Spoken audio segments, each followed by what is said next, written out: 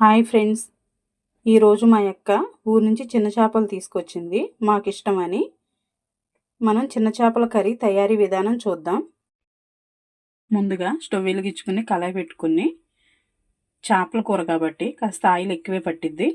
ఇప్పుడు మనం 1 tea spoon జీలకర్ర వేసుకుందాం, కొద్దిగా మెంతులు,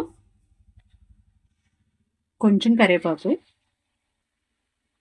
ఒక 4 పచ్చిమిర్చి వేసుకుందాం. సన్నగా కట్ చేసుకుని ఒకసారి ఇది కలిపేసుకుని, సన్నగా కట్ చేసుకున్న 2 ఉల్లిపాయల ముక్కలు అవి కూడా వేసుకున్నాం. ఇది మొత్తం ఒకసారి కలిపేసుకుని ఒక 2 నిమిషాలు ఫ్రై అవనిద్దాం. ఉల్లిపాయలు లైట్గా ఫ్రై అయినాయి కదా, కొంచెం పసుపు వేసుకుందాం. టేస్ట్కి సరిపడ్డంత కల్లుప్పు వేసుకుందాం. చేపల కూరలోకి కల్లుప్పు వేసుకుంటే చాలా టేస్టీగా ఉంటుంది. ఇది ఒకసారి కలిపేసుకుందాం. ఇది ఒక 2 నిమిషాలు ఫ్రై అవనిద్దాం. 1 టీ స్పూను అల్లం వెల్లుల్లి పేస్ట్ వేసుకుందాం. అల్లం వెల్లుల్లి పేస్ట్ పచ్చివాసన పోయేంత వరకు ఫ్రై చేసుకుందాం. ఒక 2 టమాటాలు ఇలా సన్నగా కట్ చేసుకున్న ముక్కలు అవి కూడా వేసుకుందాం. టమాటాలు మగ్గేంత వరకు ఒక 2 నిమిషాలు ఫ్రై చేసుకుందాం. ఒక 2 టీ స్పూన్లు కారం వేసుకుందాం. ఇది మొత్తం కలిపేసుకుని 1 నిమిషం ఫ్రై అవనిద్దాం. ఒక పెద్ద సైజు నిమ్మకాయ సైజు అంత చింతపండుని ఇలా ముందుగానే నానబెట్టి ఉంచుకోవాలి. ఇప్పుడు దీన్ని ఇలా పిసికేసుకుందాం.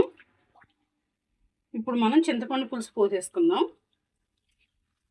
ఇది మొత్తం కలిపేసుకుని ఇప్పుడు మనం ఒక పొంగు వచ్చేంత వరకు మూత పెట్టుకుందాం.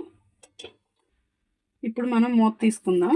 చూసారు కదా ఎలా పొంగు వస్తుందో.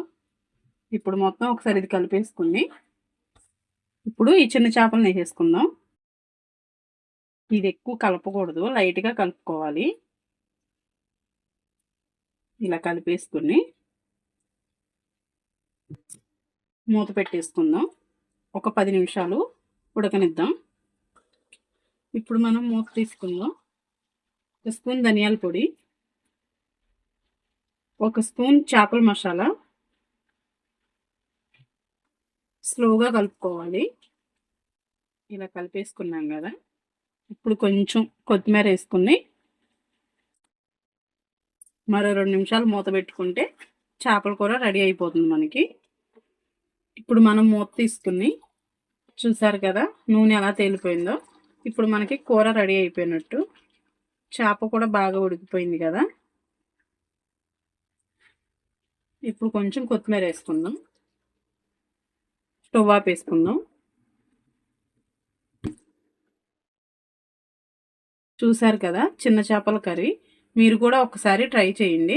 ఎలా ఉందో కామెంట్ చేయండి. లైక్ చేయండి, షేర్ చేయండి, సబ్స్క్రైబ్ చేయండి. వీడియో చివరి వరకు చూసినందుకు ధన్యవాదాలు.